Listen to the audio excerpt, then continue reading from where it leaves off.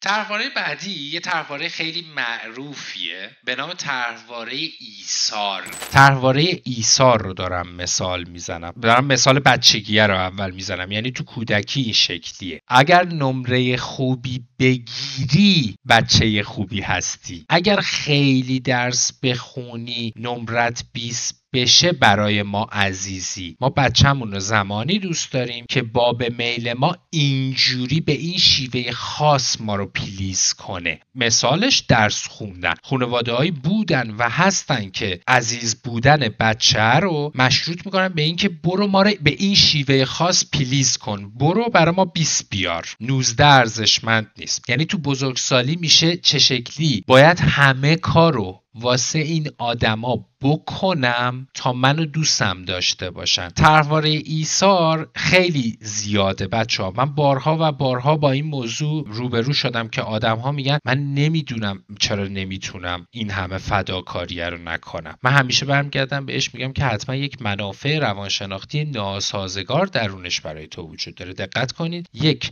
منافع روانشناختی ناسازگار یعنی چی؟ یعنی وقتی که داری به میزان غیر واقع بینانه‌ای از خودت میزنی، ایثار میکنی، فداکاری میکنی و سکریفایس میکنی، یه بخش وجود روانشناختی داره لذت میبره و اون موقع است که تو احساس دوست داشتنی بودن میکنی. ولی در این حال تو داری یک بخش عمده‌ای از وجود خودت رو نادیده میگیری که بارها و بارها تو بزرگسالی حس بد و بی‌ارزش بودن رو دوباره مثل کودکی به سراغت میاره دیگه. 20 گرفتن برای خودم با 20 گرفتن برای ننه بابام خیلی فرق میکنه دیگه. من میتونستم 18 بشم ولی اون بازیارم که دلم بخواد بکنم حالشو ببرم. من اصلا ترجیح میدم 14 بشم ولی اون بازیارم که دوست دارم انجام بدم، اون فیلمرم که دوست دارم ببینم.